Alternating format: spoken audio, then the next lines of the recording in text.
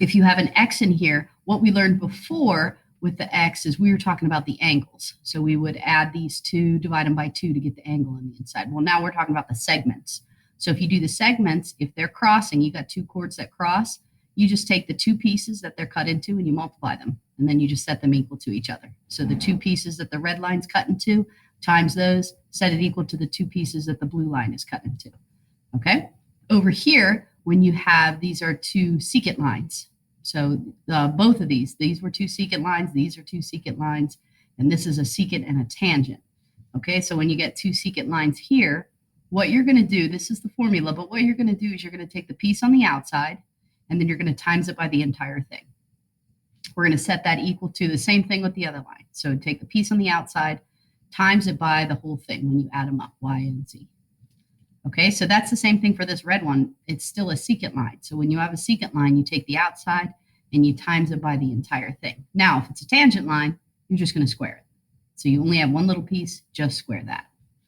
So that's basically what we're using. So that's all we're doing today. So I'm just going to show you some formulas. I'll run through some problems. We'll see how you do. So these are both secant lines. So you take the little part, 6, and you times it by the entire thing, which will be 6 plus 8. Set it equal to, take the little part, times it by the entire thing. In this case, it's going to have to be 7 plus y. You can't add them. They're not like terms. So that's 84. And then if I distribute the 7, you don't have to distribute the 7. It'd be quicker just to divide both sides by 7 and it would go away. Or most people distribute, so I'm just going to do that. Okay, subtract the 49. That's going to give you 35. So you're just going to get y is equal to 5. They just want the value of the variable. We're done. Okay, over here, same thing, except this one's a tangent. So tangents, you just square them. So they're nice and easy. You just take the little piece, square it. Then this is going to be 8 on the outside, times it by the entire thing, which is 8 plus 16. And you don't have to do that part. I didn't do it over here. I just did 6 plus 8 and got 14. So that makes this 24, whatever 8 times 24 is, that gives you 192. So I have z squared equals 192. Make sure you square root that. And if you round to the nearest tenth, it's going to be 13.9. Okay, so don't forget, if it's squared, the opposite of a square is a square root. You got to do the opposite to get your final answer. Okay, more examples down here. This is another one with a double secant.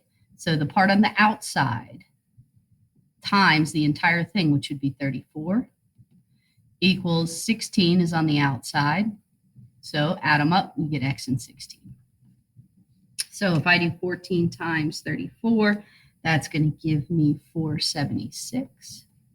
And I think it's easier. You can distribute if you want, but it's going to be quicker if you divide.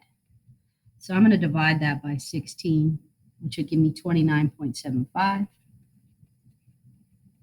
And then then I don't have to, it makes less steps that way. It's a little easier. And then you just take that and you subtract the 16. So if you round to the nearest tenth, I'm going to get 13.8 for this one. Okay, now this was the other one where you have your cross through the middle. So I've got 3 of them here since we haven't seen one. So what you're supposed to do is the 2 chunks that the chord gets cut into, so this one is 6.5 and m, you times those. And then the 2 chunks that this chord gets cut into, you times them. 3 times 7 is 21. So if I do 21 divided by 6.5, it's going to give me about 3.2. Okay, that's it for those ones. So when they cross in the middle and you're looking for the side lengths, you're just timesing them. So 8 times x and 20 times 6. And then divide 120 divided by 8, and you're going to get 15. Same thing here. X times this 26 is in the middle here. And then 15 times 20 is 300. And then your last step is to divide that 300 by the 26. So you get 11.5. Okay, more examples over here. These are both secants. So the little piece times the entire piece, which would be 31. Little piece here is 13 times the entire piece, 13 in C. So in this case, if I do 11 times 31 is going to give me 341. And what I was saying was, let's just make this a little shorter. Instead of distributing, you can just divide by 13, which is going to give you about 26.2. And then I can just subtract 13 from that, which is going to give me 13.2.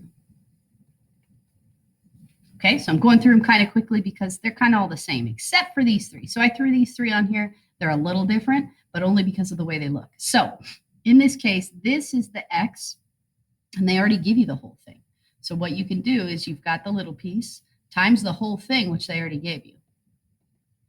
Then over here, you got the little piece times the whole thing, which they already gave you. So you just have less work to do because they already added them up for you. So now all I got to do is 21 divided by 6, which is going to give me about 3.5 for this one. Over here, you've got kind of doubles. You've got a bunch of things going on. So I want to be able to, you can use either one. It doesn't matter. So if I wanted to do y first, I could use y squared. And then I'm going to want to use this one because I don't want the unknown x. So this one, I would have to do the 7 and then times the whole thing. So 7 times 22 is 154. And then if you square root that, you're going to get 12.4. That's your y value.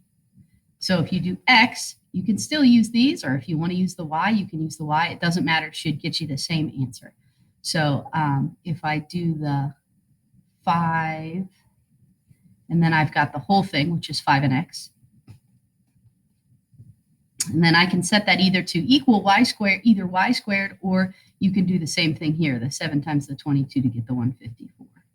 So if I divide the 154 by 5, it's going to give me 30.8. And then if I subtract 5 from that, it's going to give me 25.8.